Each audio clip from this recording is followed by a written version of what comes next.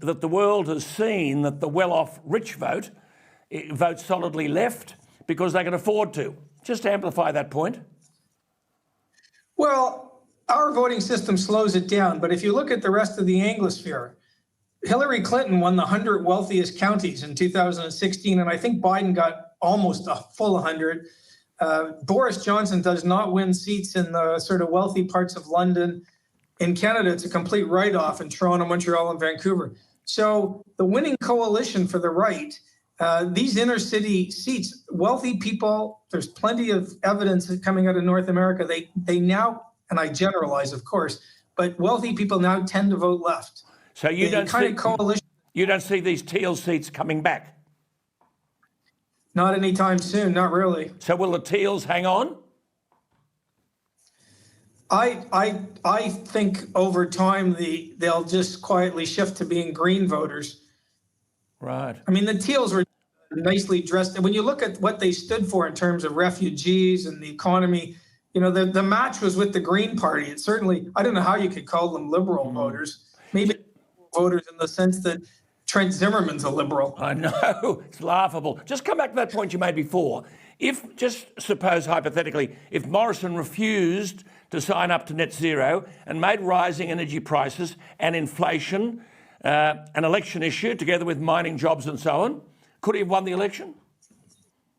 Oh, I think so. I mean, he came back and said, we were forced to do it by international hedge funds. And, this is ridiculous. He would have looked like a genius if he'd said no, because once the war broke out and energy prices really hit the roof, he would have been able to run the whole election. And also, if you look at the winning game plan for the coalition since Abbott in 2010, they have stood up against the massive energy prices to varying extents, and they've won every election they've tried. Correct. Since 2013. I mean, and China, as I've said many times, must be laughing. They pump out more carbon dioxide in a fortnight than we pump out in a whole year.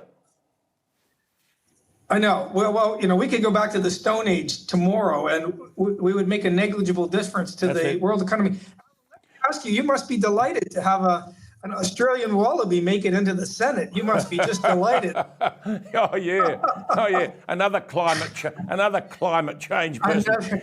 Let me ask you just before we go: if the Matt Keane type faction of the Liberal Party has ostensibly been decimated, as they were in WA, South Australia, and now on Saturday, Keane is still saying we need to embrace the Teals even more. Now, if Keane is the Liberal Party, what future does the Liberal Party have? Well, firstly, I think they got hoist with their own petard. Young Australians won't know what that means because they don't read Shakespeare, but I think they got hoist with their own petard because it was the relentless moving to the left, I think, that put all those seats even more at jeopardy. And so the Matt Keane faction has been sort of wiped out at the national level. You've got Birmingham, and there's a few of them, but they're much less than they used to be. So I'm hoping they put Dutton in and they move a little bit to the right. Who knows whether Dutton's got the sort of and then required, but I hope so. And then you got Western Sydney. I mean, how did the pro-lockdown totalitarian behaviour, people in the streets with guns, how did that sit with the traditional Liberal voter? And then they expected Western Sydney to vote for them. Look, I consider myself a traditional Liberal voter. I'm characterized as hard right, but you could put a piece of paper between my views and those of John F. Kennedy. So the problem is that, all these parties are moving woke left, and we're staying the same. And so the spectrum seems to move. But I don't know what you could put your finger on when you advocate small government, a half-decent school curriculum, get rid of the idiocy that men can compete in women's sports. I don't know what about that is so contentious, but it apparently qualifies you as a right person. It's just